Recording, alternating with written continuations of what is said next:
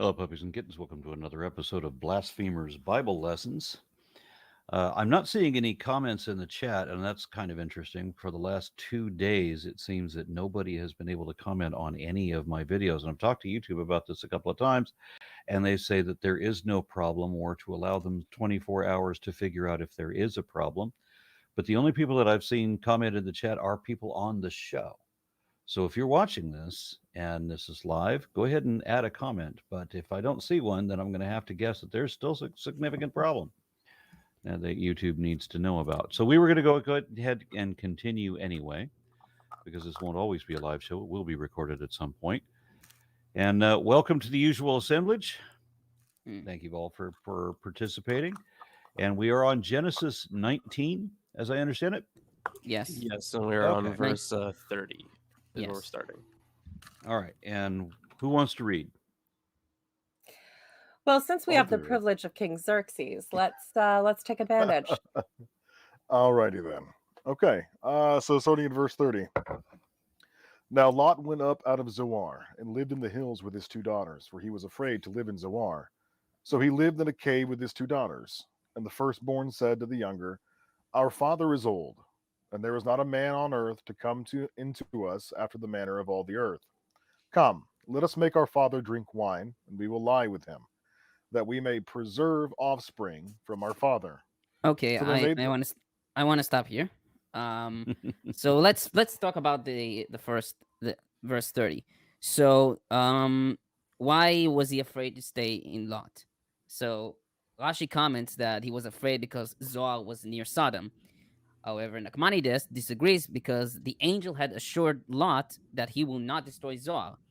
Instead, Nachmanides writes that, quote, since it was one of the places upon which destruction had originally been decreed, and it was only by Lot's supplication that the angel accepted it, because Lot could not make his escape to the mountain on that day, Lot now thought that the angel would no longer extend his request, for he now had sufficient time to make the escape to the mountain.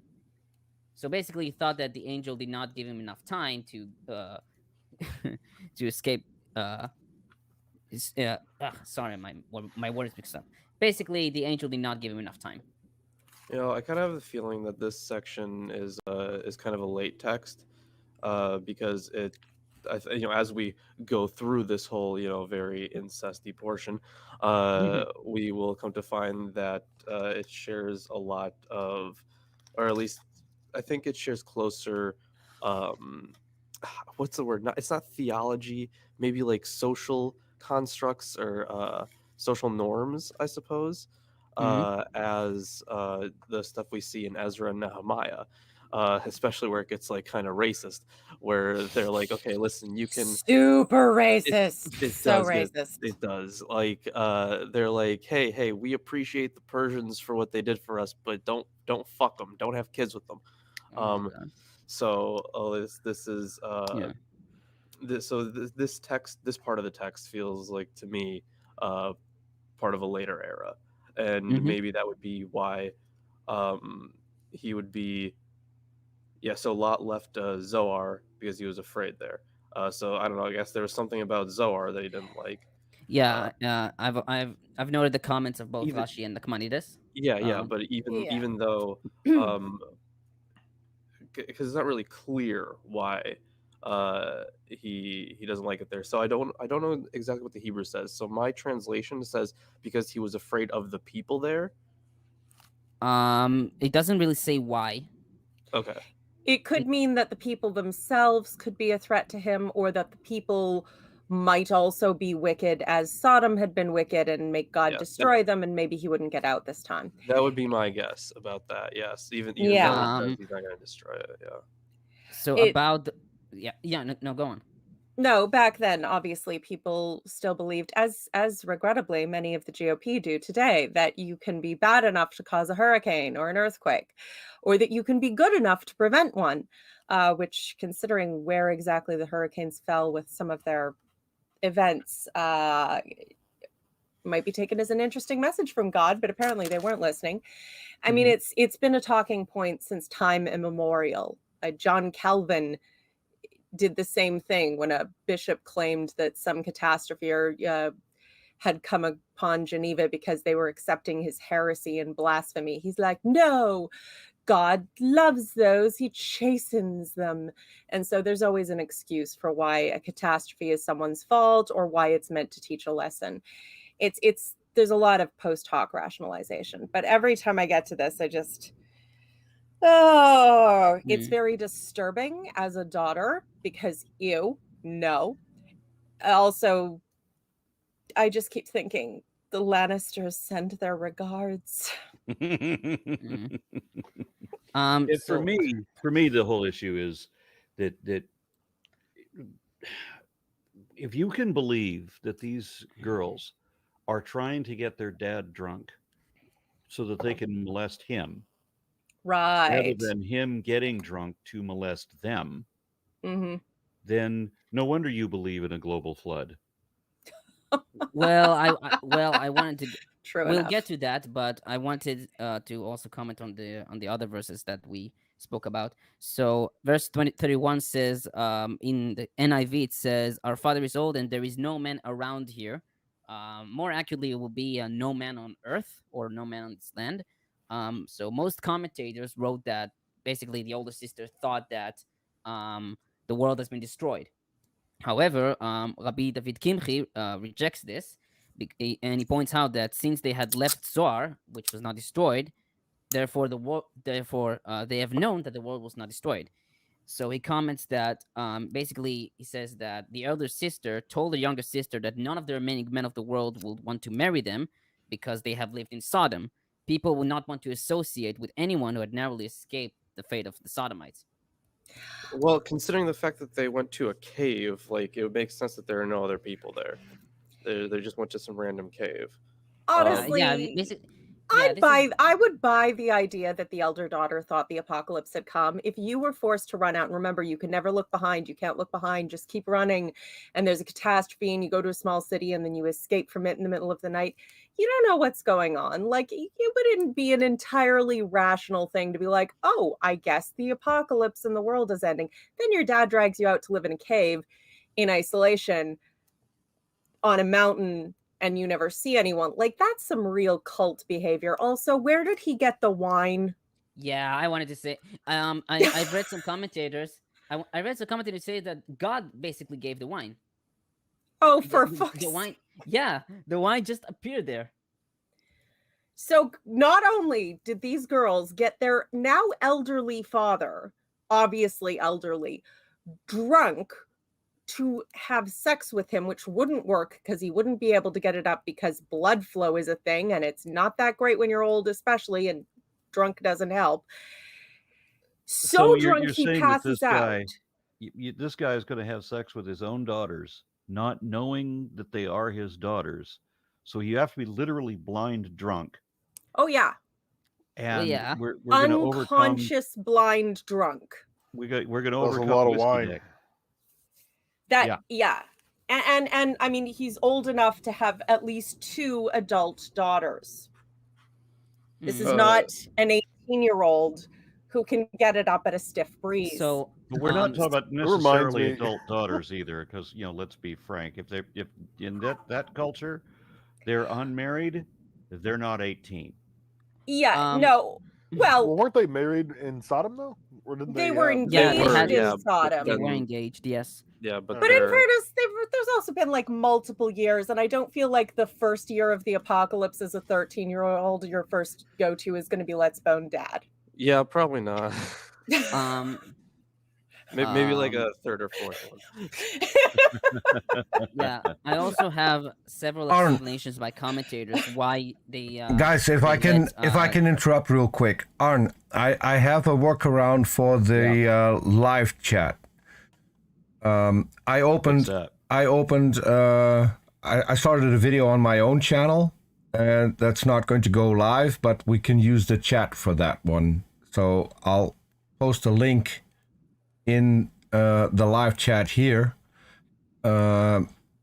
If Bucky can join there, I'll let you. I can make Bucky a moderator as well. So here's the link in the live chat. If you open that up in a separate window, then you'll at least have access to a live chat and you can comment on the show. So I don't know if Okay. it just to bounce back to see those earlier interpretations of, it was there just no man there, or was there no one there on was it the land or the earth? So you did point out that it could be either one, right? So the It- interestingly, the Greek Septuagint says, and no one is upon. It says the earth, tes ges, but sometimes that could be understood as land. yeah, But the but fact they're like using like earth and not korein would yeah, like be indicative. yeah, like how in Hebrew it's aretz, which could also mean either earth or land. For example, in Genesis, the in the beginning God created the heavens and the earth. The earth is aretz.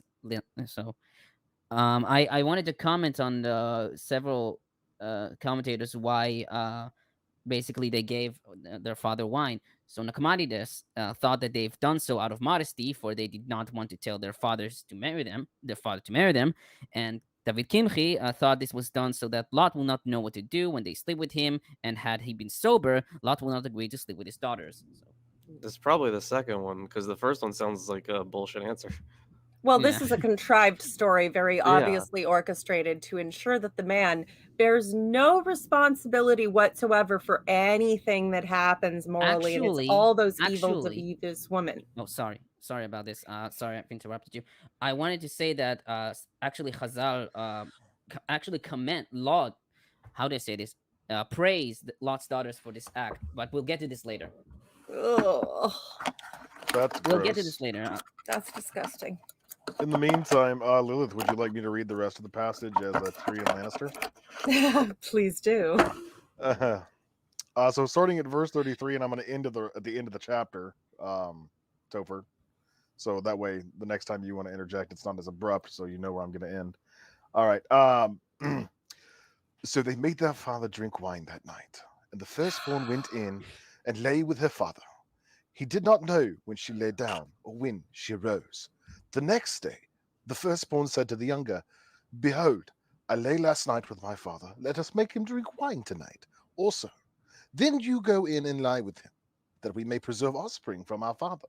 So they made their father drink wine that night also, and the younger also arose and lay with him. And he did not know when she lay down or when she arose.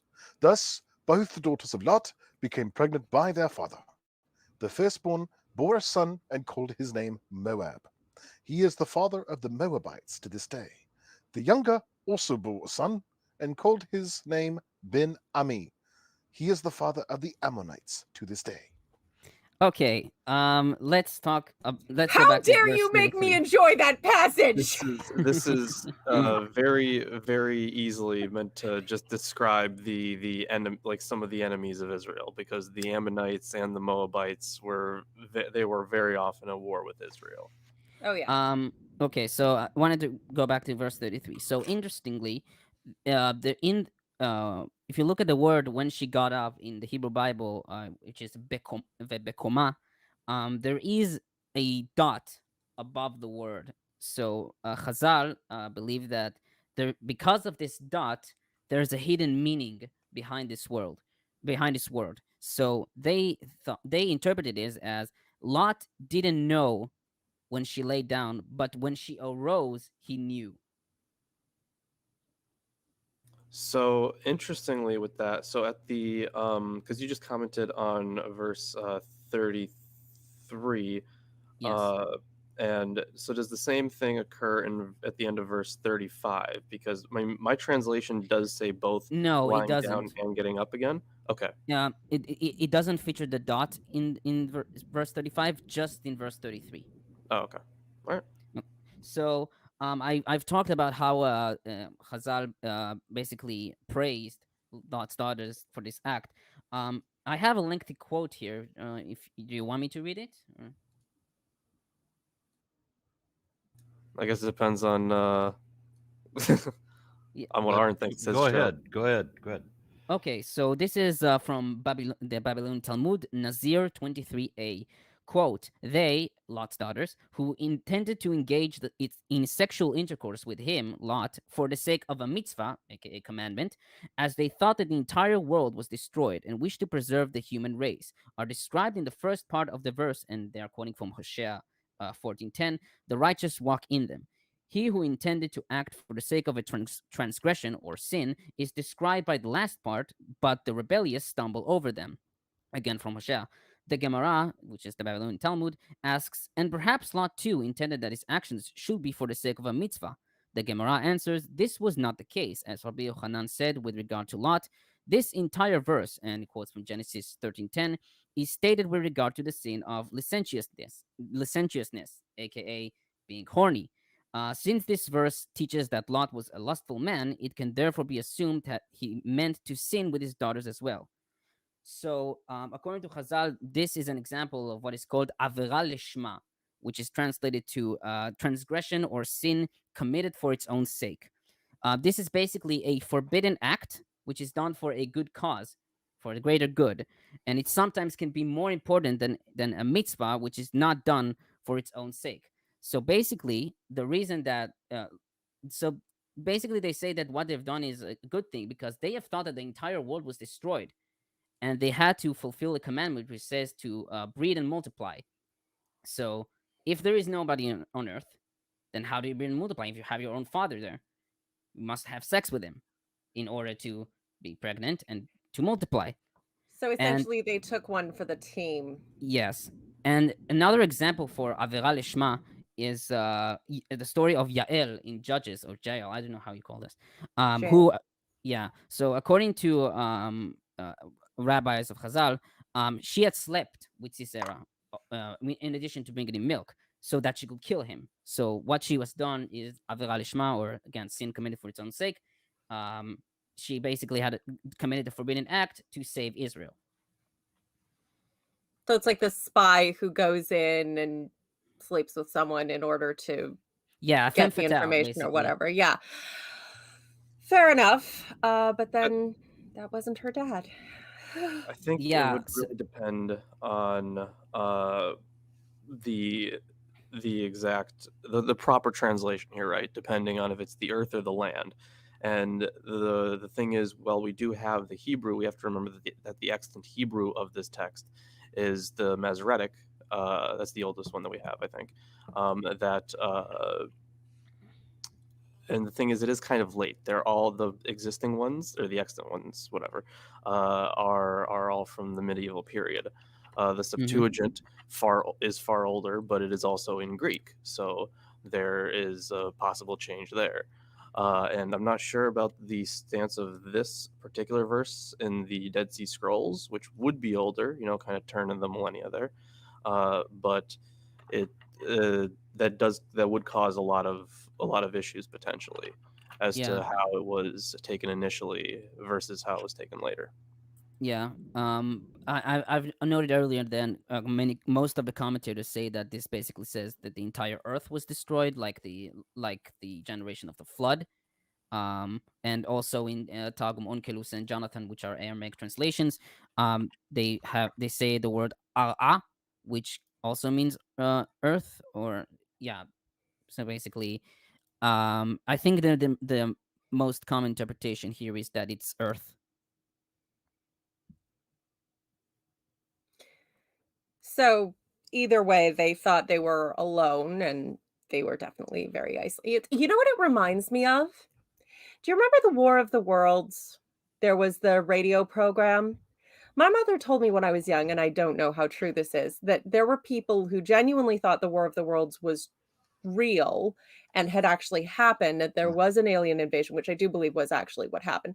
But then that some of them had gone off into the mountains and were living there to this day, just convinced that the apocalypse had happened, and they were hiding out in the woods like preppers. Mm-hmm. And like this kind of has that vibe to it. I did actually end up looking into that because it's such an interesting story, right? So I didn't look into people living off in the mountains, but the thing is, it did cause like a very small amount of hysteria. Like Yeah. they really overblow it now, but it did cause some panic. But nowhere near as much as when we think of that War of the Worlds broadcast. Like, Well, yeah, in some small isolated communities, maybe Yeah. there was a big deal, but and the thing I doubt is people still living off in the mountains thinking the aliens took over, not the part where people initially panicked. My final note here is about the word Moab. Moab. It's basically meaning from the father, Me'av. So yeah. Okay. That's it. That's all I have. It's okay. You don't have to have a complete commentary for every verse. I But I do think it's interesting that there's this character assassination of the Moabites and the Amorites, and yet the Moabites were the ones that took Moses in and gave him his wife, which he repaid by slaughtering them all later. And also that Ruth was a Moabitess, and she Mhm. was convert and an ancestor of David. So, yeah. It's also amusing that they mention the Ammonites in this, this record, because this very record later has God trying to wipe out all memory of the Ammonites by recording their names here. yes. Your name, insert name here, will die, and I will record it forever. So everyone will know that your name is dead. Yeah. But it's supposed to wipe out all memory, right? How did this get called the Streisand effect and not the Yahweh effect or the? I think that I don't know if it's the Ammonites. I think it's the Amalekites that we need. Oh, that you're right. You're need right. to It is be the Amalekites. I'm sorry. I will Yeah. blot out the Right. name of Amalek. Yep. Amalek, yep. Which There, I've it's just not the written in this Streisand book effect, for it's all the of you to Amalek. remember that you are supposed to forget. Yeah. Mm. Remember, this is the name to forget. Yes. Never say the name Amalek. Just write it out 100 times in lines. He who shall Yes. not be named. Okay. Voldemort. I think we shall continue to the next chapter. Yep. Yeah. So Genesis 20. So Lilith, I take it you enjoyed my Tyrion Lannister impression. I did, and damn you for making me like a reading of those verses. Although I just kept waiting for the part where he'd say, wait, and then one time I brought a donkey and a honeycomb into a whorehouse.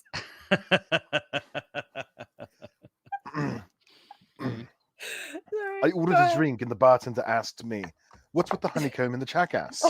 Well, you'll never believe this, but my wife, she located a genie in a lamp and it gave her 3 wishes.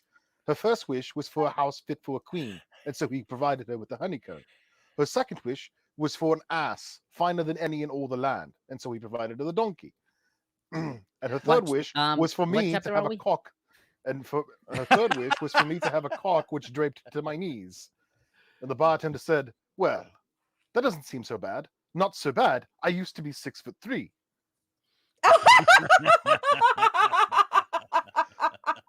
That's the whole Tyrion Lannister joke. Mm. Oh, alas, God is not as good a writer as J.R.R. Martin. Mm. Okay, so moving on to chapter 20 then. Mhm. From there, Abraham journeyed toward the region of Negeb and settled between Kadesh and Shur. While residing in Gerar as an alien, Abraham said of his wife Sarah, "She is my sister." Wait. Again! Wait a minute. Setting as an alien? Is that actually written in what Bible are you using? The Yeah. New Revised Standard Version. means foreigner. It doesn't say that, so just point out. It just says and he stayed in Gerar, so it was just it, okay, so they just it threw me inserted it. off. Okay. Yeah. I was reading the NIV and it threw me off too. Yes. So I also want to comment. I always comment. Should on we stupid all stuff. read from the same version just so that way we're not? I think it's No. funnier when you compare them. No, do not read Okay. from one version. That's a bad idea. I would just like to point out that, at least according to the original documentary hypothesis, this is an Elohist ergo from the northern kingdom of Israel. And the story of Abraham doing this in Egypt with his wife of she's my sister, and whoring her out to the king. The other one in Egypt is written in the Yahwist verse. So it's entirely possible this is just two versions of the same myth. Either way, both kingdoms had Abraham whoring out his wife to foreign kings and getting rich off it. Yeah, this is a story. It's called a wife-sister story, and there is another one with Isaac. Yeah, there it's going to be in 26. Interestingly, so Van Setters points out that if you take the story notes in chapter 12, that was the first one we got, and line them up with the ones in this chapter that we're getting, if you combine them, you can construct chapter 26.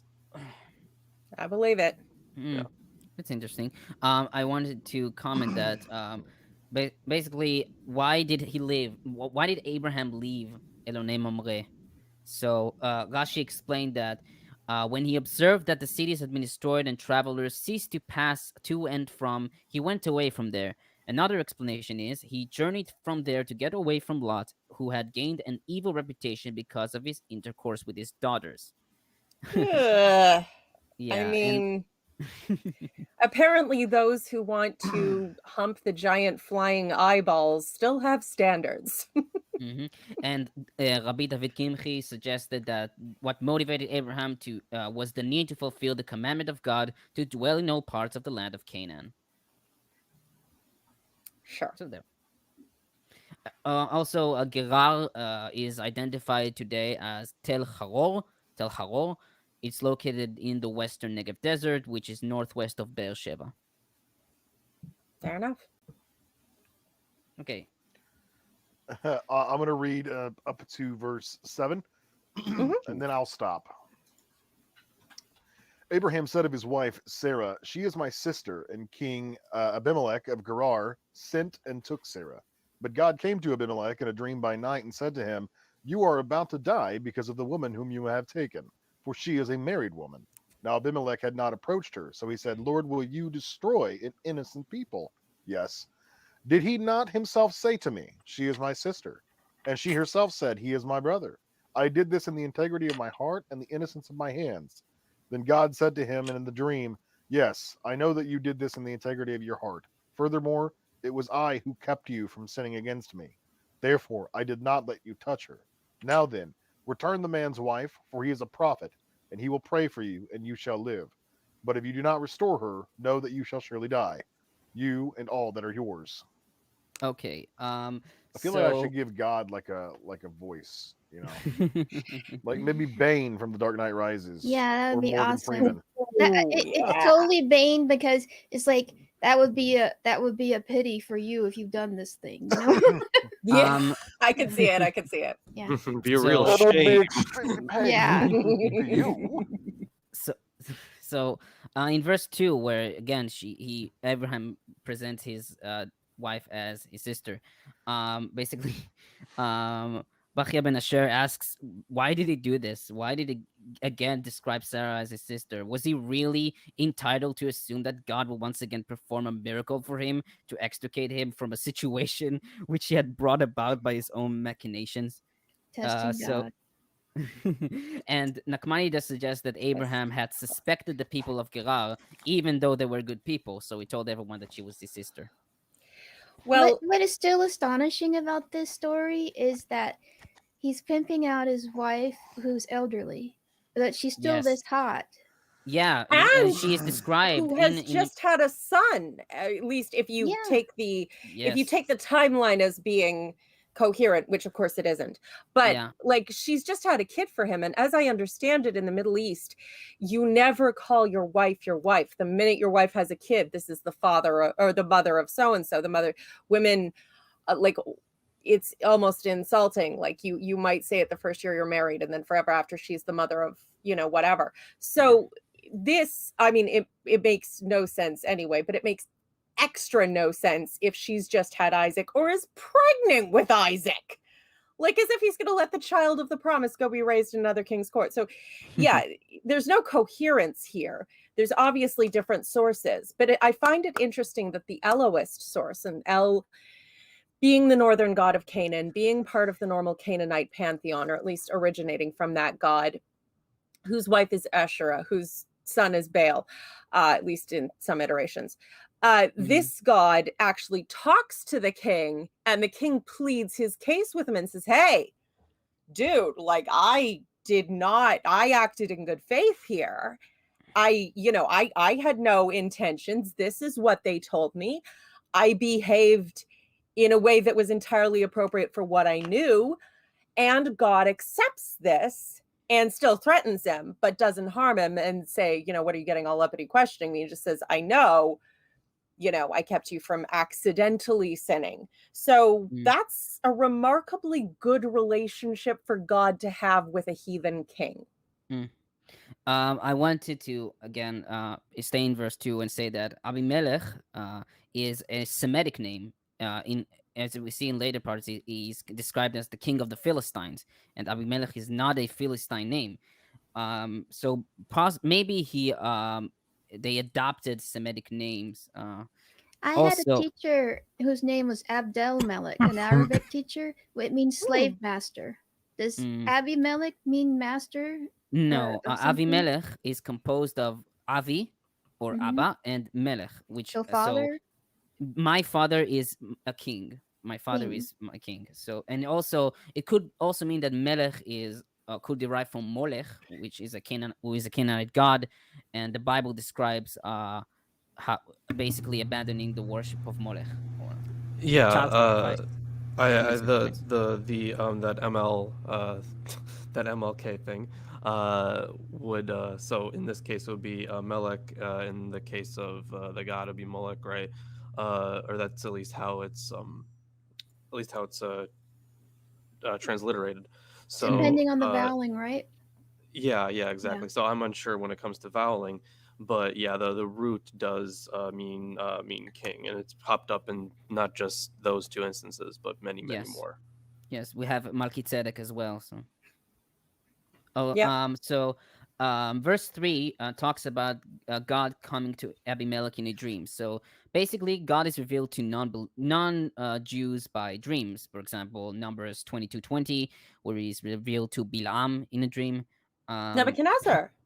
Yeah, not Nebuchadnezzar. Or no, you're right. Absolutely right. Nebuchadnezzar. Pharaoh in Egypt in the time of Joseph. Although those were symbolic dreams that needed a Jew to translate them, but still dreams, visions and dreams. Yeah, and Chazal in Bereshit Rabbah 52:20 describe it as something very interesting description. The rabbis compared it to a king who has a wife and a concubine. To his wife he goes openly, but to his concubine he repairs with stealth. Similarly, the Holy One, blessed be he, appears to the heathens only at night. God's cheating on you. Man, don't tell what's his fucking face? The guy at the end, Joseph. Don't tell Joseph, right, where he gets the dream visions. Don't tell him. And also notice that in verse 6, God says that he I know you did this with a clear consciousness, but not with clean hands. So maybe Abimelech didn't really do this with clean hands. I mean, if he took her by maybe not force or coercion, but not thinking she was his wife, that could have been a certain amount of clean hands. Like, obviously he didn't know he was taking someone else's wife, but he may have used his position as king to just be like, that's mine. That's, although that would show a remarkable care for women not being treated as stolen as property, which the Bible is not typical of the Bible. So hypothetically, anything's possible, I suppose. Really quickly before I'm going to read from let's see, we'll say verse 8 to verse 18, because that'll be the end of the chapter. Really quickly before I continue, because you brought up Nebuchadnezzar, and I was anticipating I wouldn't get to say this until we reached the book of Ezekiel. or at the very least, one of the prophetic books that mention him. Or probably But, Kings or something. Yeah, something like that. But one of my old pastors used to pronounce his name instead of Nebuchadnezzar, it was Nebuchadnezzar. What? I didn't. Oh I didn't my catch God, that. that's the most southern thing I've ever heard in my I didn't catch life. that. Oh my gosh! And his accent was such a drawl too. It was like, I'm so sorry. I didn't catch that. I think my internet broke. I'm serious. I What? didn't catch Pronounce that. it again. Pronounce it again. No, you're better off not hearing it. Nebuchadnezzar. Nebuchadnezzar. Nebuchadnezzar. Yeah. You need to get drunk to say that Well, properly. I'm pretty sure I've heard someone in my own family say it that way. Hebrew. And here's the thing: I was like 12 at the time, but I still know how that name was pronounced, and it completely threw me off guard when he said that. In It's Hebrew, like, what? in Hebrew, it's Nebuchadnezzar. Yeah, but like you can get from that to Nebuchadnezzar very easily. Yes, It's yes. slight issue of pronunciation, but not. Yeah. It's like calling jalapenos, Yeah. Like that's not how any of that is Mhm. supposed to sound. Yeah, when I was a teenager in Texas, unfortunately, I worked at Taco Bell, and people would order fajitas. Vegeta's, I love it. It's like Dragon Ball Z. Yeah. Vegeta. Now I want a taco. I don't know. The way that my old pastor used to say it made it sound like a dirty word, to be honest with you. Okay, That's what it sounded like to me. We've had enough fun with this now. All right. So Abimelech rose early in the morning. This is at verse 8. Abimelech rose early in the morning and called all his servants and told them all these things. And the men were very much afraid. Then Abimelech called Abraham and said to him, "What have you done to us? How have I sinned against you, that you have brought such a great guilt on me and my kingdom? You have done things to me that ought not be done." And Abimelech said to Abraham, "What were you thinking of that you did this thing?" Abraham said, "I did it because I thought there is no fear of God at all in this place, and that they will kill me because of my wife. Besides, she is indeed my sister, the daughter of my father, but not the daughter of my mother. Oh dear. And she became my wife." Oh God, this is going full Targaryen. Yeah. Just wait. Besides, she and when God caused me to wander from my father's house, I said to her, "This is the kindness you must do to me. At every place to which we come, say of me, he is my brother." Then Abimelech took sheep and oxen and male and female slaves and gave them to Abraham and restored his wife Sarah to him. Abimelech said, "My land is before you. Settle where it pleases you." To Sarah he said, "Look, I have given your brother 1,000 pieces of silver. It is your exoneration before all who are with you. You are completely vindicated." Then Abraham prayed to God, and God healed Abimelech and also healed his wife and female slaves, so that they bore children. For the Lord had closed fast all the wombs of the house of Abimelech because of Sarah, Abraham's wife. Okay, so let's go back to verse 8. About they were very much afraid. So also according to Yalkut Shimoni, according to Yalkut Shimoni, they've also seen the destruction of Sodom, and they were afraid that the angels are coming that destroyed Sodom will also arrive to Gerar. So that's my comment here. And let's talk about the daughter of my father. So Rashi comments, and I personally don't really like this commentary, but and the daughter of the same father is permitted to be married to a descendant of Noah. And for the paternal relationship is not taken into consideration in the case of the marriages between idolaters, i.e. the sons of Noah. But there are several sources who do agree that Sarah was a daughter of Abram's brother. So, for example, Josephus in the Antiquities of the Jews 6:5, he wrote that Sarah was the daughter of Haran. Haran was Abraham's brother.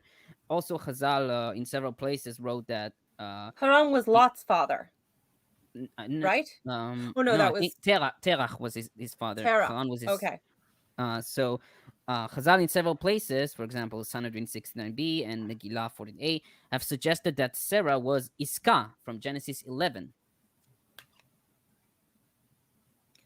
So I just would like to remember and remind everyone that Abraham is explicitly called the friend of God. Just coming back to this momentarily. So the friend of God is the crazy guy who listens to voices in the desert, dragged his family all over, sex trafficked his sister wife, abandoned his nephew, and this why Yeah. what is it with God and listening to the one crazy bearded dude wearing sackcloth screaming? You cross the street when you see those people in reality. The guy that went to his tent and heard God and then circumcised everybody and all of his slaves. Yeah. Also, actually, Nachmanides also doesn't understand Abraham's explanation. He says, "I know not the sense of this apology. Even if it were true that she was his sister and his wife, nevertheless, when they wanted to take her as a wife, and he told them, 'She is my sister,' in order to lead them astray, he already committed a sin towards them by bringing upon them a great sin, and it no longer mattered at all whether the thing was true or false." The thing is, because earlier we are told that God is aware that he's not really guilty of this sin, because God apparently stopped him from committing that sin. So now, I mean, the ball's kind of in Abimelech's court, because he says, return the woman to her husband, then you will live. But if you don't return her, then you'll die. So he's not really guilty of anything right now. In fact, God even acknowledges that. Yeah, I find this story far-fetched in the sense that if any of this were real, it would have been a case of he absolutely boned her, but just said he didn't. Because, history is written by those who survive it. So, nope, nothing happened here. It's totally platonic. We shook hands and slept in separate ends of the palaces. So I wanted to talk about verse 13, which says, "God had me wonder." It could also be read as, "And the gods from my father's home had led me astray." At the verse, the verb wander appears as a plural, and God, Elohim, can also be referred to as plural gods. This is also suggested by Aramaic translations like Targum Onkelos and Targum Jonathan. Bachya Ben Asher comments that Abraham hinted that his father Terach was an idolater and that his emigration was due to his father's teachings and the making of strange god. He had been forced to leave that environment and to move to another country and to say to his wife, "This is the loving kindness you can perform for me," etc. Oh my gosh. He's one who leads astray. God is one who leads astray. God is the dread wolf. The author of confusion. Yeah. However, there are some commentators who say that the words referring to God are plural. Sorry, that it's words always the referring other to gods. God are plural. So David Kimchi comments that the reason why the word is used in the plural is because the listeners refer to their gods in the plural. So the Torah uses a syntax familiar to ordinary people. Right. It's the all the other gods' fault, and that the Torah speaks with human tongues and all that. But yes. My Dragon Age Inquisition people will know what I say when I say God is the dread wolf. Seriously. So before we move on to the next channel, I'm going to read some chats. Since we have some chats, thanks to Gonna Go For It and his workaround. If you guys have noticed, you can't comment in the chat because YouTube is having some issue with my account for the last couple of days. So there's a link there in the chat. You can go to that. You can open it as a separate window. You can comment there. And these are the chats I'm about to read were copied from there. So Donald Ryan asks, any local appearances in DFW soon? No, I hardly ever speak in my own town. Just works out that way. And Matt White says, so the cave lot and daughters hid in was Castor's Keep. And then Runander. Runander says, so as Genesis is part of the Torah and Old Testament, this text about incest is something that children help read in both synagogues and churches. Seems a bit inappropriate. Yeah, but there's a definitely. whole lot in here that's inappropriate. Yeah, They definitely. Yes. they But they skip don't. this part in Sunday school. They get the smiting. They're perfectly fine with murder, but not sex. So they get Well, the I'll tell you. smiting of I'll tell Sodom, you but they this. don't talk about the sex sin. But they skip over the incest cave bit. I'll tell you this thing as someone who grew in a Yemenite, Jewish Yemenite culture. There is, when you read the Torah in synagogues, there is also a boy who reads the Targum Onkelos, which I referenced several times, with the Bible. So even though probably nobody speaks Aramaic, this is like a tradition, and I've done this. I've done it several times. At least you didn't know what you were saying. I knew what I was saying because this is Oh. from he basically read this and I translated. Read this, I translated. So it's like a tradition in Yemenite Judaism. That's And I the know that funny when it comes thing to, go ahead, about Laura. reading the Bible when you're young is you're encouraged. Well, at least I was. I was raised by fundamentalist Southern Baptists to read the Bible, but then you're censored from looking at anything that's R-rated. And then you get to this part, and there's an incest cave, or another part where somebody like, it's so embarrassing for me to say, like, ejaculates on the ground rather than impersonate his. I'm sorry, not impersonate, impregnate. Impregnate.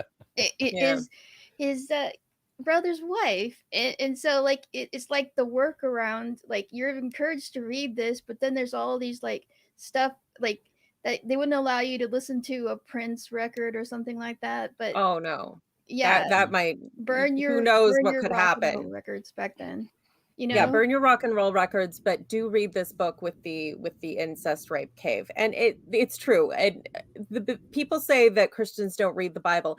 Christians don't know what's in the Bible. That doesn't preclude them from reading it. There are many systems by which you can read the Bible in a planned out way, so it tells the narrative you want, and lots of it involves getting people to just sort of burrow their head down through the boring parts, or what they find boring. I actually find many things interesting that other people find boring.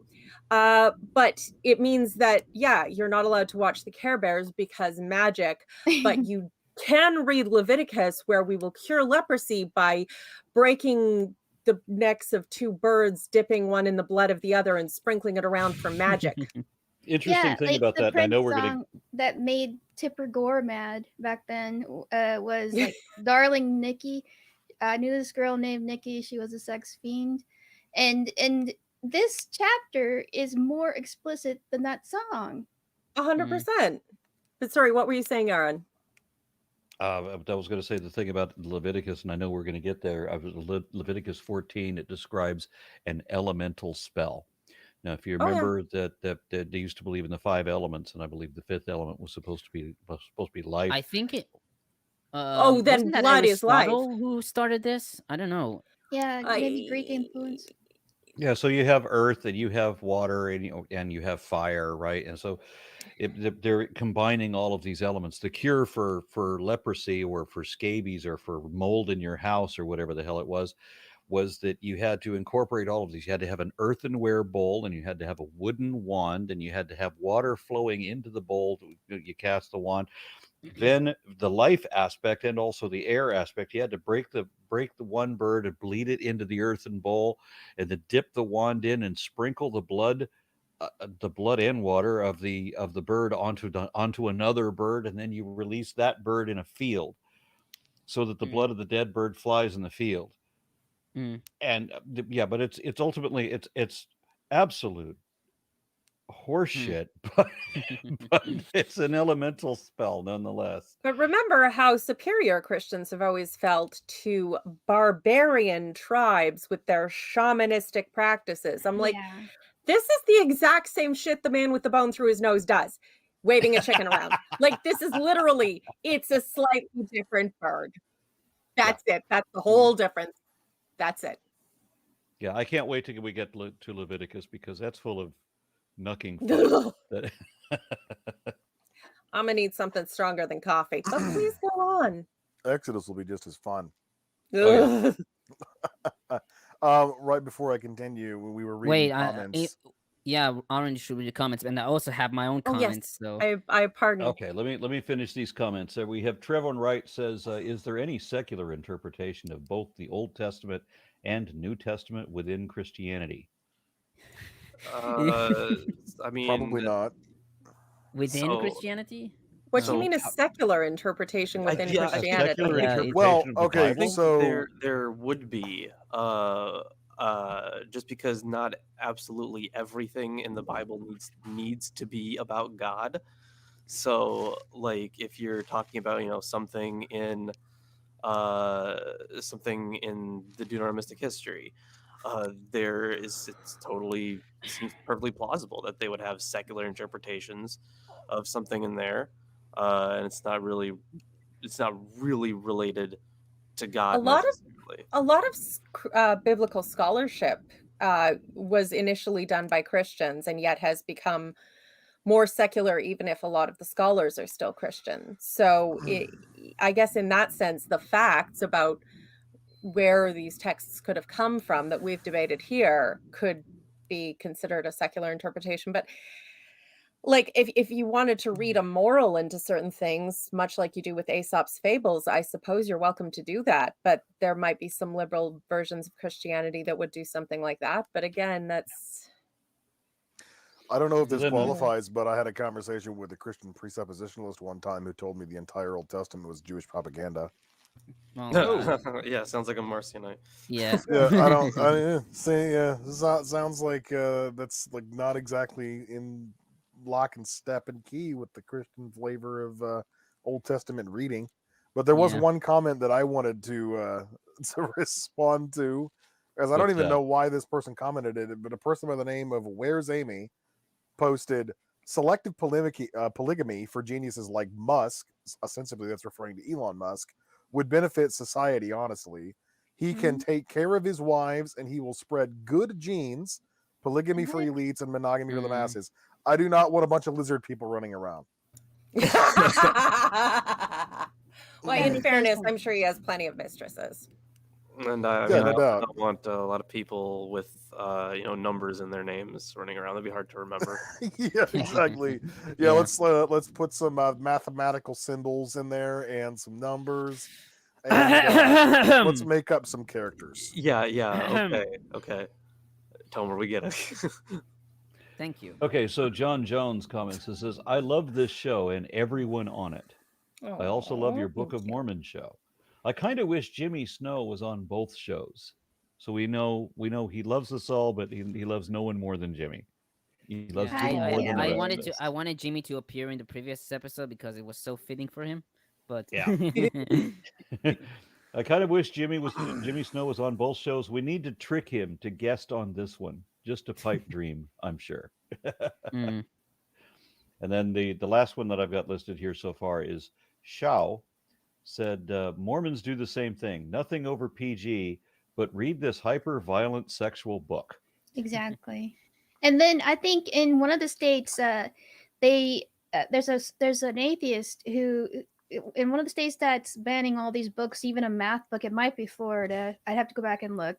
There's an atheist saying they should ban the Bible as well. He got it banned. He got it banned from a library in Florida, which frankly is a lot. But they have like coming of age books for queer kids that like, oh, maybe they have awkward feelings and hand holding.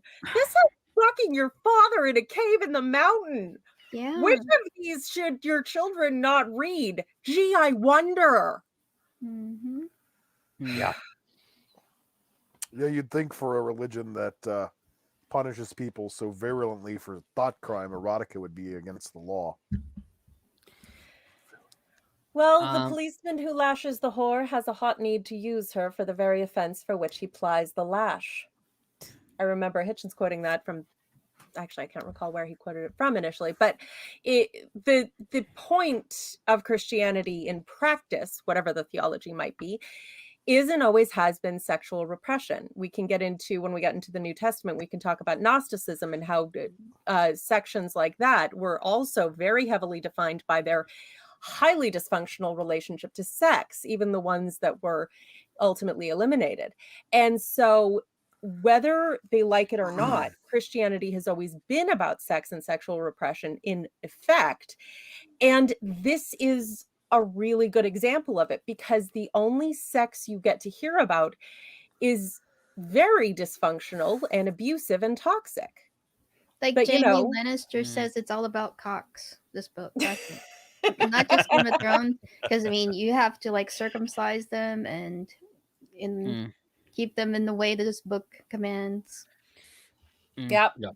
And then we have what was his name? Jacques Polymer says, "Tell Jimmy there's free ice cream." Ooh, ice cream. I want some of that. And then Latent Prion says, "How willing would you be to have a one-on-one discussion of Ayn Rand's epistemology and metaphysics, not her ethics?" Oh my gosh. Yeah, Ayn Rand That's is random. crucial to the future of the Enlightenment. That's a bit No. random. No, Yeah. she's Yeah, not. that's I'm going to classify that as random and move on. Yeah. Okay. So I wanted to comment on the rest of the verses. I had a comment on verse 14, but I don't think it's very relevant. But I'll say it. I'll say it anyway. It's very short. And basically this verse about Abimelech giving all the stuff to Abraham. Rashi comments that he does this so that he might be mollified, and Abraham shall pray for him. So blackmail, maybe. Yeah, exactly. He pimped his wife and then blackmailed her unknowing, unsuspecting John, and got rich off of it again. Mhm. And in verse 16, we have I don't know if Xerxes read this, but this in the NIV, it's to cover the offense against you. In the Hebrew Bible, it's ksut einaim, which translates to covering over their eyes. So many commentators have given interpretations to this phrase. For example, Rashbam comments that the compensation is given so that they will serve as, quote, proof for one and all that you have not been disgraced in any way. Nachmanides comments, he does say to Sarah, now the money will serve you as a cause for the covering of the eyes of all those who look at your beauty, closing their eyes, and those of their leaders, the seers, to prevent them looking at you and at all that belongs to you, even your manservants and maidservants. And according to Chazal in Bava, Kama 93a and Megillah 15a, Abimelech had cursed Sarah for lying to him by having her children be with covered eyes, i.e., blindness, as Isaac has in Genesis 27. Oh, when he's old. Yeah. Yeah, So, the Isaac story gets kind of messed up when you get into Jacob and Esau. and the last verse, that's my final comment for this chapter, where the Lord had kept all the women in Abimelech's household from conceiving.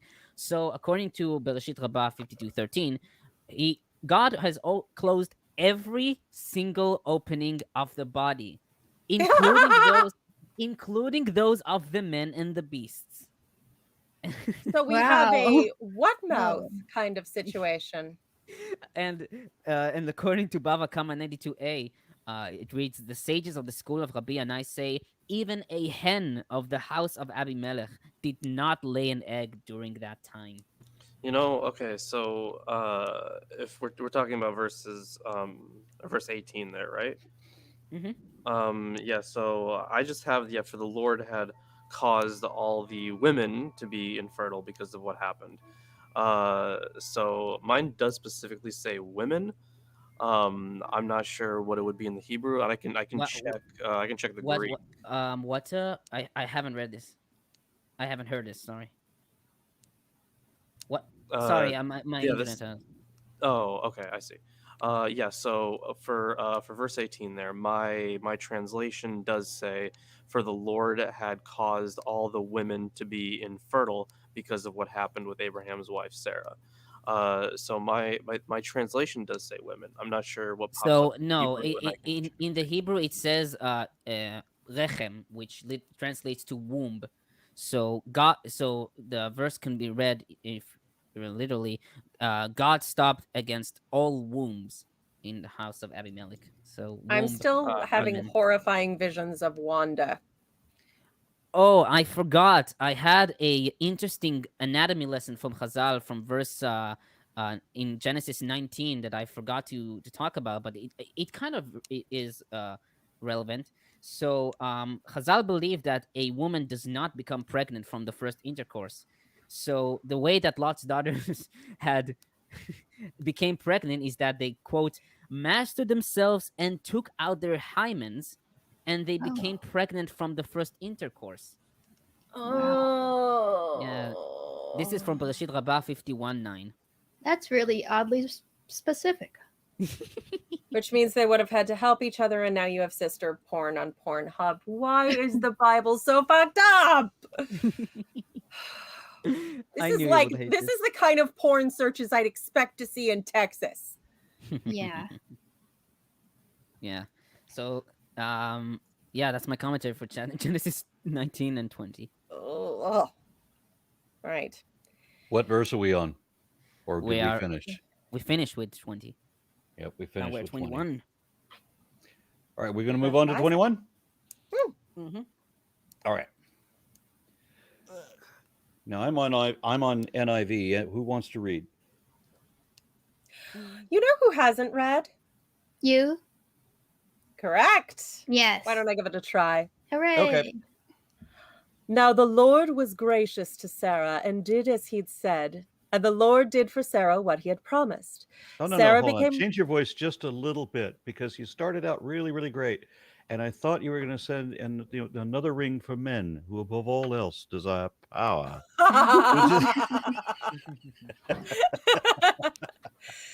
But they were all of them deceived. Yes, use that voice. Yes. Sarah became pregnant and bore a son to Abraham in his old age, at the very time when God had promised him. Abraham gave the name Isaac to the son Sarah bore him. When his son Isaac was 8 days old, Abram circumcised him as God commanded. Abraham was 100 years old when his son Isaac was born to him. Sarah said, God has brought me laughter, and everyone who hears about this will laugh with me.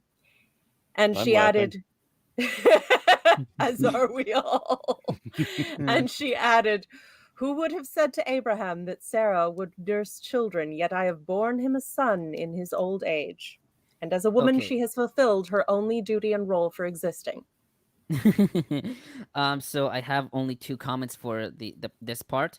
One from the first verse, which is the Lord was gracious to Sarah. So the word that is used for the gracious is pakad, which could also mean that God visited Sarah, or God remembered Sarah by making her pregnant.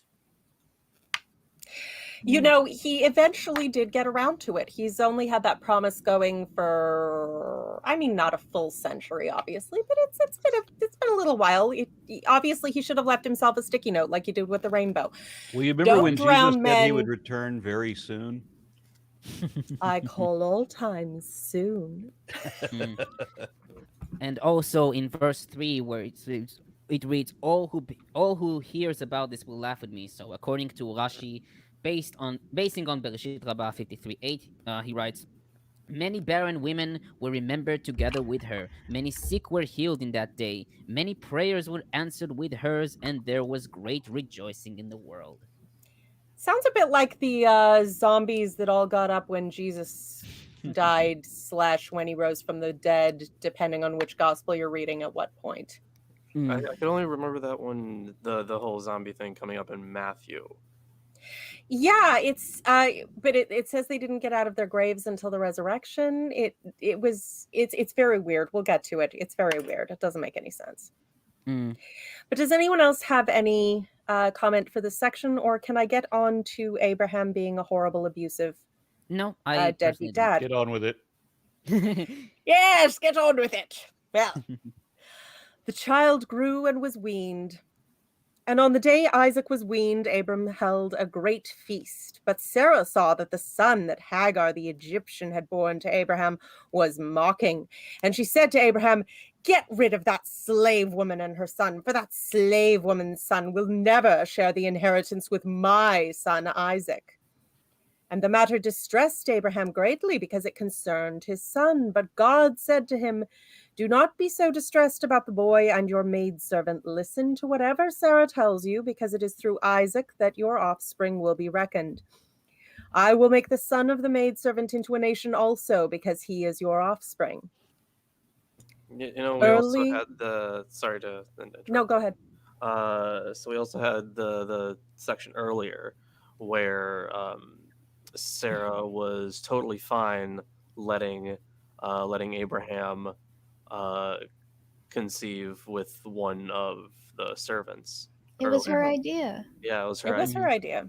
Yeah. So now that she's pregnant, it's a different story. Yeah, now that she has her own child, this isn't her, surrogate son. This is just the offspring of the slave woman who was getting uppity. Yeah. So I want to talk about verse 9, which says that that was verse 9. Yeah. Had born to Abraham, and he was mocking. So in Hebrew, the word is mitzachek, and many commentators have tried to understand what this word means. So Nachmanides and Gersonides, they suggest that what this translation says, it was mocking Isaac. Rashi, based on Chazal, writes that it could either mean that he was worshiping idols, sexual misconduct, murder, or quarreling about the inheritance. And Ibn Ezra suggests that he was playing with Isaac, and Sarah was jealous because he was older than his son. So, because the word mitzachek is similar to the word mesachek, which is to play. He is playing. In fairness, and I've pointed this out before, traditionally in that culture, the eldest son would get a double portion of inheritance. And Ishmael is technically the eldest son, but the theme of the second son superseding the eldest son has been and is and will remain a constant throughout all of Scripture, the Old Testament. There's even a few, I think, probably unintentional and incidental veins of it in Jesus' parables. But this is a constant theme. And I think, I admit, some of the genuine history of early Israel is very shrouded in mystery, but it brings to mind the lady doth protest too much, methinks. There definitely seems to have been something they were justifying with that much focus on switching the birthright to the second son. It appears to be a favorite plot twist in the stories that the second son, no, it's the second son who's going to be the great one. Oh no, Yes. this woman, she's old, but she's giving birth. Like, that repeats itself. We can actually see this a similar approach in Hammurabi's laws, 170 and 171, which say, if his wife bears sons to a man, or his maidservant have born sons, and the father, while still living, says to the children whom his maidservant has born, my sons, and he counts them with the sons of his wives, if then the father die, then the sons of the wife and of the maidservant shall divide the paternal property in common. The son of the wife is to partition and choose. If, however, the father, while still living, did not say to the sons of the maidservant, my sons, and then the father dies, then the sons of the maidservant shall not share with the sons of the wife, but the freedom of the maid and her sons shall be granted. Okay, so it's he has to claim them, which he has definitely done with Isaac in this instance. And I believe actually the way he handled this will later in the Levitical law be actually forbidden. But this is before the law, so anything goes, right? Anyway, shall I continue? Please. You shall. Early the next morning, Abraham took some food and a skin of water and gave them to Hagar. He set them on her shoulders and then sent her off with the boy. She went on her way and wandered in the desert of Beersheba. When the water in the skin was gone, she put the boy under one of the bushes. Then she went off and sat down nearby, about a bow shot away, for she thought, I cannot watch my boy die. And as she sat there nearby, she began to sob. And God heard the boy crying, and the angel of God called to Hagar from heaven and said to her, what is the matter, Hagar? Do not be afraid. God has heard the boy crying as he lies there. Lift the boy up and take him by the hand, for I will make him into a great nation. Then God opened her eyes, and she saw a well of water. So she went and filled the skin with water and gave the boy to drink. And God was with the boy as he grew up. He lived in the desert and became an archer while he was living in the desert of Paran. His mother got a wife for him from Egypt. Okay, I got another comment. A Muslim apologist told me just this morning that for God, that God will show me the right path. And I'll say, okay, well, then let's wait for God to show me the right path. And all of the apologists in the meantime can shut up and go home.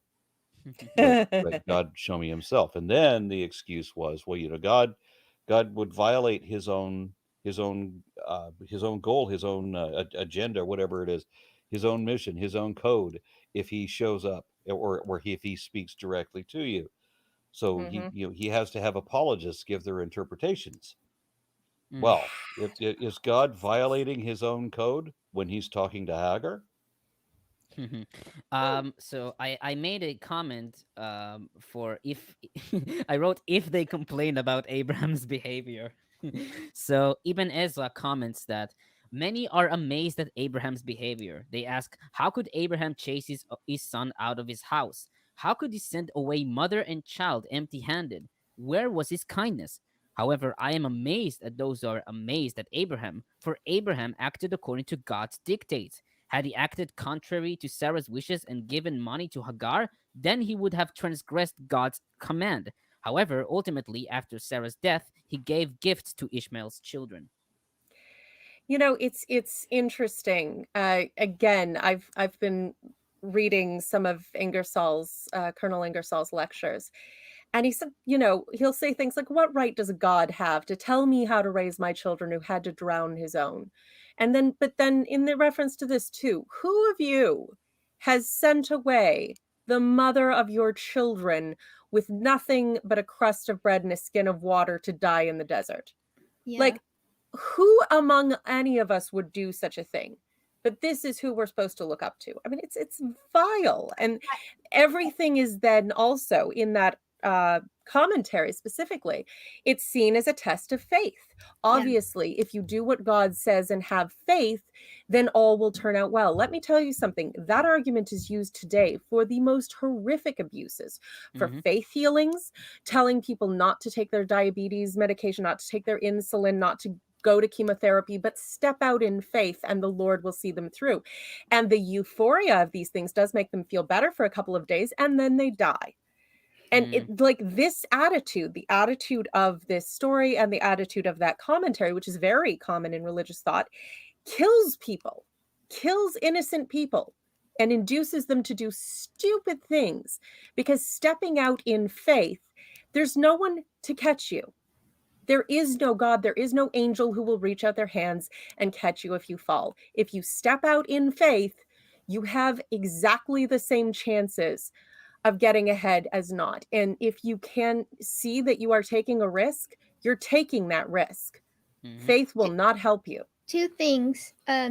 This story is the result.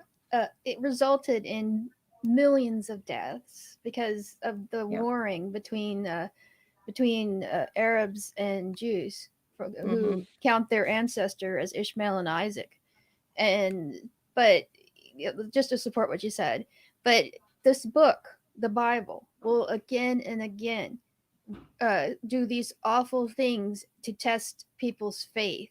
That's a theme that, I told you to do this really weird thing and it's awful. But the next story coming up, spoiler alert, God says, hey, do this horrible thing, Abraham, have faith in me. I mean well for you. You're going to be a great nation, but psych, go offer your son as a sacrifice to me. It will return to this again and again and again. Do this awful thing, endure this awful thing, have faith in God. And it kills people. You're absolutely right. It kills people, and it's used particularly on the vulnerable to induce them to take risks themselves. But not even just that. I was trained as a child from a very young age that this was the way you should live your life, that if your life is guided by God, you should step out in faith. I've made decisions that if I had been actually taught to make decisions based on, actual consequences and evidence and reality, I would not have made. And I have suffered because I was taught this as a method of living. It's like abortion. The most obvious and egregious cases of abuse result in horrific deaths, but there's a constant underline of all of these small ways in which it does lasting damage in the lives of believers and their children and everyone around them, who then has to deal with the consequences of their poor choices or the risks that they took that they didn't realize they were really taking, because faith doesn't help you. What the Bible does is reinforce, it was for me as a child, that patriarchal structure. You're the man of the house, Abraham, is an extension of God, and you and everybody else ranks underneath them. So obey the man of the household, and but men are fallible. So then how much more fallible are you if you think your authority is from God? Well, and the whole ethic of authority. If you've ever read Shakespeare's Henry V, at one point, the king goes off to sort of in disguise to talk to the men around the campfires, kind of get the thing going on the ground. And he asks if they think the king's cause is just. And they say it doesn't matter, because even if his cause be not just, our obedience in following his orders will basically take away any sin of ours. Basically, we're playing our role. His role is to lead. If he leads badly, then that's on him, which is all very well if you're talking about a mythical day of judgment someday. But we're living in this world right now, and those are consequences we're dealing with here and now. There's still leaders in Christian churches, at least in American churches to this day. Oh, yeah.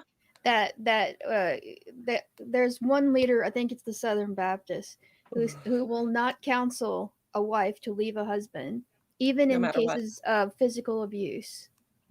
So, because God, believe in God, have faith in God. He cares about you and your marriage, and you set a godly example for your husband, and you can redeem him that way. Oh yeah, it's awful suffering for women and children. Yeah, and I know all of these Christians who completely ignore when Jesus said that divorce is permissible only in the case of adultery, and then you can never remarry, period. Right? You basically, when you divorce, you can never have sex again. You have to be celibate from that point on, and these people find that justified. They'll actually make it a talking point on Jesus was a feminist, which.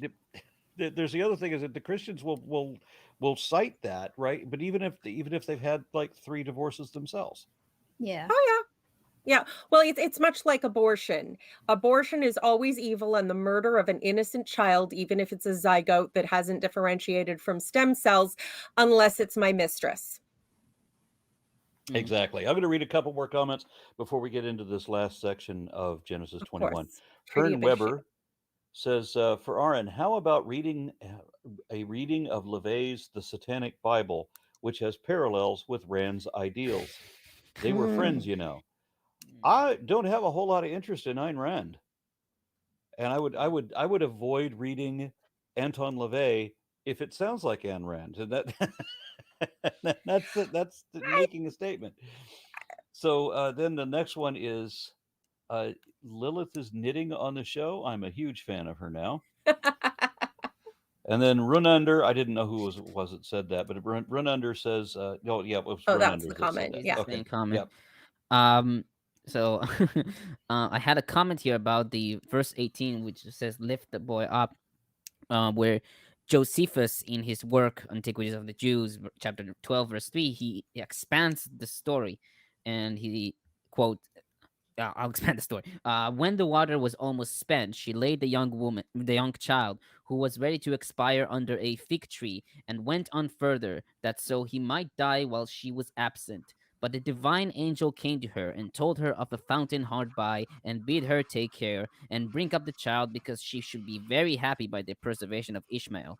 She then took courage upon the prospect of what was promised her, and meeting with some shepherds, by their care she got clear of the distress she had been in. It's just this is so many women, not exclusively, but particularly from these types of Christian authoritarian households, have gone through what Hagar went through. They've had to escape with their children, with the clothes on their back and maybe a crust of bread, and survived through grit and the kindness of strangers. And and half the time, especially those Southern Baptist churches, they're just awful. They will shun those women for having left their abusive husbands, even if they did it to save their own lives and the lives of their children. Like, it's And in this case, we're talking about Abraham. Not, it doesn't matter so much that Hagar was, I guess, effectively a mistress or whatever, surrogate. But this is his own son. Yeah. So he's just sent his own son into the desert to die. Yes. But he won't die because God said he won't, which is why I'm going to give them 1 day's rations to wander in the desert. Show my faith in God. Oh, and also that's about his honor. So he Also- sacrificed 2 children to show his faith in God. How noble. I've also had a comment from on verse 14 about in the Hebrew Bible, the food. First of all, the food that is mentioned is bread, so it's not general food; it's just bread. And according to Rashi, Abraham didn't give them any silver or silver and gold because he hated Ishmael for taking to degenerate ways. Ah, He was what, 13 when he was circumcised, and this is what, maybe 2 years later? Yeah, but consider that according to Rashi, the mocking could mean, again, it was either idolatering or having sexual misconduct. So this sounds like an ad hoc rationalization to still make Yep. Abraham just. This rabbinical explanation, like Christian apologetics that try to explain really immoral things in the Bible. It seems like Yeah, somebody. I mean, Excuses. the, It's again, victim blaming. It's 100% victim blaming. Again, And it's quite mixed when it comes to rabbinical sources. There will be some that will agree, some that disagree, some that say that this is moral, some will say that this is immoral. So for example, previously I've stated Nachmanides' opinion on Lot, and again his opinion on Abraham. So yeah. Yeah, more- I'm almost afraid to read this comment from Mubarak. It says, that is true. That is the true part of the Bible. Ishmael and his descendant are the best and greatest nation. Just look at them today. I hope they're I hope counting. that's satirical. Yeah. Arabic culture has contributed many things to civilization. I It do agree. has. We have But its Algebra, mythical founder is alchemy. not Yeah. responsible for that. alchemy. Yeah, chemistry, That's- which became chemistry. Yeah, but I will agree with you that in the golden age of Islam there was many contributions from Islam, and eventually they contributed to Jewish and Christian philosophers and theologians. Maimonides, for example, was very influenced by, I think, Ibn Sina, and maybe Ibn Sina was very influenced from him. And I'm not saying they didn't contribute. They did. But all people who believe themselves to be the chosen of God have a disturbingly inflated view of themselves as the greatest. And that's just do. not a healthy, we know Yes, how it that reminds ends. me. That You always remember when- ends poorly. You remember when Trump said he was the chosen one? Mm. I still remember the meme that says, I think God sent Trump. What, did he run out of locusts? I've read a comment from Larry who says that until proven otherwise, I believe that I'm really am Aziz Ansari. Well, I'm not familiar with him. I think he's an actor, but I have a camera, but I'm too shy, so deal with it. Oh, he's Okay, so- modest. Yeah, Matt White comments that says, so Ishmael was the original Bush Tucker man. Yeah. He's going on a walkabout in the desert. Yep. Well, the prophecy was that he would be a wild donkey of a man, and I think if your father throws you out to starve at the age of maybe 15, that probably would result in that. So, which came and then first? Hagar saying, "Here, sit in this bush and die. I'll go sit in that bush so I don't have to watch."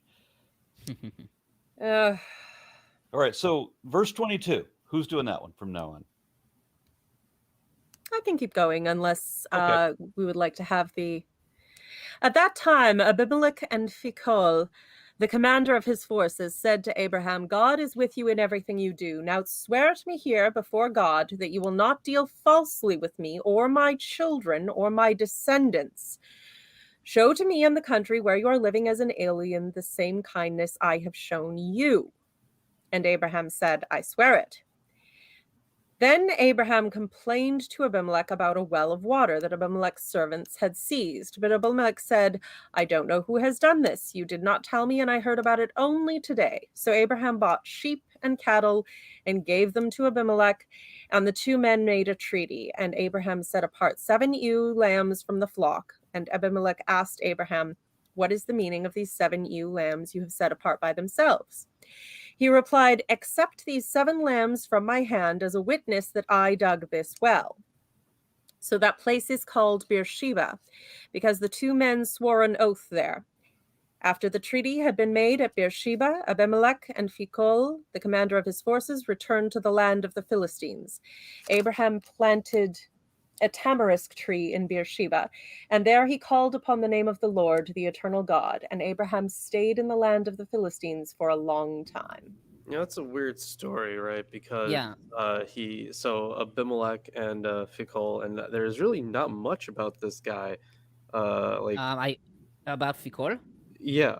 Yeah, I wanted to comment on this. Yeah, I'll finish up my point real quick, and then go on. So he goes to this land and he tells Abraham, or he wishes that Abraham would treat him the same way that Abimelech had treated Abraham when he was in his land.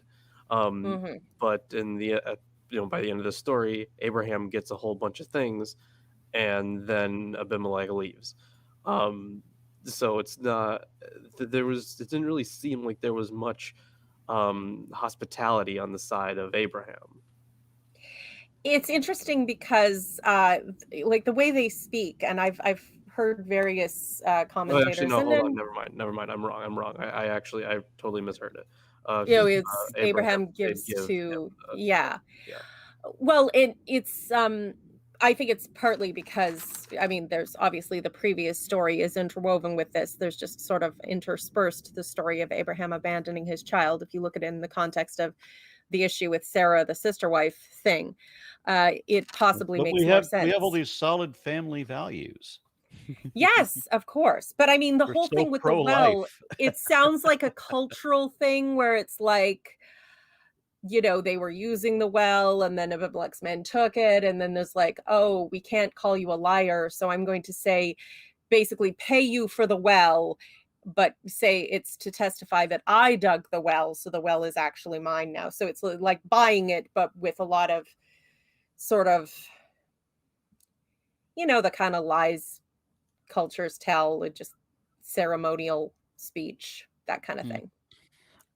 So I wanted to comment on Phicol. More accurately, it will be Phicol, but I don't blame you. The word is composed of 2 words, which is Phi and Chol. According to Bereshit Rabbah 54:2, Rabbi Nehemiah said that Phicol is an attributive, meaning the mouth, Peh, responsible for the provisioning of all, Kol, his troops. So that's one. And also Professor Ran Tzadok, who is an expert on Mesopotamian, Iranian, and Judaic studies, wrote that Phi stands for by the order of, and Kol probably has a theophoric meaning, a godly name, maybe Kuli or Kul, I don't know. Okay. Thank you for that. And about verse 28, the 7 lambs. Something interesting about this. So first of all, David Kimchi comments that the word for 7 in Hebrew, which is sheva, is similar to the word oath, which is shvu'ah. So that's why he gives him 7. And apparently, according to Bereshit Rabbah 54:4, God punished Abraham for giving 7 ewe lambs to Abimelech. It reads, "The Holy One, blessed be he, said to him, you gave him 7 ewe lambs without my permission. As thou livest, I will delay the joy of your children for 7 generations. Your descendants will slay 7 righteous men of thy descendants. Thy descendants' 7 sanctuaries shall be destroyed. My ark will spend 7 months in Philistine territory." And this is, I mean, Abraham made this vow to deal honestly with the Philistines, and his descendants broke it. And God keeps insisting he's going to give Abraham endless children, and he breaks his word every time. Every vow is always broken, which is, I suppose, why they make such a good pair, Abraham and God. Peas in a pod. But Yeah. it's Right. but also Beersheba. Dan and Beersheba is where the 2 calves were that the Israelites worshipped at. So this may be partly just to be like, this is why this is a sacred place, because Abraham made a vow here and blah blah Mhm. blah. And also to So comment about the word Beersheba, Be'er, it composed of Be'er and Sheva. Be'er means well, and Sheva means 7. So it's 7. It's the well 7 wells, something like that. The well of 7 lambs. So looking at Genesis 22, I think it's a bit long for the last half hour. I have to close it up on time because I have a board meeting that I have to attend. Yeah, I'm on Yeah. I'm on the board of directors for American Atheists. We're having a board meeting as soon as this is over, so Yeah, I also have to have jump into I that. don't have notes for this This because is a really, we're going to have a lot of commentary about this chapter. yeah, This the chapter Binding of is Isaac is one of the more well-studied stories of the Bible, and I think it's you could say that this is the basis of existentialism, because philosopher Søren Kierkegaard bases his philosophy on this story. So I stand with Christopher Hitchens. If God told me to kill my children, to send them out into the desert, or to hold a knife to their throats, I'd say no, fuck you. Well, I'd see a psychiatrist and tell the psychiatrist that I'm hearing these voices telling me to do these stupid things. We're accepting the premise of God for the purposes of argument, darling. Also, no, fuck you is a far more impactful statement in the moment. I'm just saying. Okay. Also, stabby sewing. I am armed. All right. So I got a couple more comments before we close up. One of them says for Xerxes only, God 420 says hello. Hi, what's up, buddy? Then Xerxes got a comment. Yay! Yay! Everybody comment for Xerxes. He's awesome. And then Miss Lud said, could you maybe interpret Abraham's hesitancy of giving up Ishmael at first before God commands him to give him up as how Abraham thinks about Isaac in the next chapter? There's Could be. some parallels there, definitely. I think we can get to that when we cover the next chapter, but definitely you can see some parallels there. Abraham still has a little bit of humanity, but God pushes him to do the terrible thing, and he follows through. Yeah, God Yeah, says, well, I want you to kill your son. And then he says, well, I already threw the other one out with the trash, so why not? Well, it's like that Steven Weinberg quote, right? Without religion, good people will do good things and bad people will do bad things. But in order to get a good person to do a bad thing, you got to have religion. Yep. So I don't know if it's Deviant the only method, but Outcast, it certainly fucking helps. Deviant Outcast says, for Aaron, doesn't the tree of knowledge of right and wrong mean that if they hadn't eaten from it, then how could anyone be expected to follow God's billions of rules and be moral? Yeah, God is God. I forget what the legal term is, but you're holding Entrapment. someone accountable who can't be held accountable. They're not competent to stand trial. They're literally innocent. They Yeah. cannot have understood the crime. There was no crime, right? So Just like you that's can't blame a bull for goring someone. It doesn't have malice aforethought. It's not the same as an assassin. But yeah, it's the whole thing with Genesis is 100% entrapment and taking advantage of people who are not able to make decisions or consent. And much of the history of Christianity has been trying to get people back to that state so they can be more easily victimized. Yep, and I know we're going to talk about that next week too. So, and hopefully the chat will be available again That would be good. by next week. So thank you everybody for putting up with this little bit of trouble. Anybody want to make any closing comments? No, Good. I just want to remember say, to, remember to Xerxes. turn on the blue light filter if the screen starts to give you a headache. yeah, and also thank you very much for listening and enjoying this episode. Also, It's been a pleasure. Lawrence's volume was really good this time. Yes. Was it? Yeah, Stupendous. it wasn't as muted. Yeah, it was very good. All right, maybe I changed some mic settings without knowing it. Okay. All right. Thank you much, everybody, and we'll see you next week. Mm-hmm. Have a good one. Good night.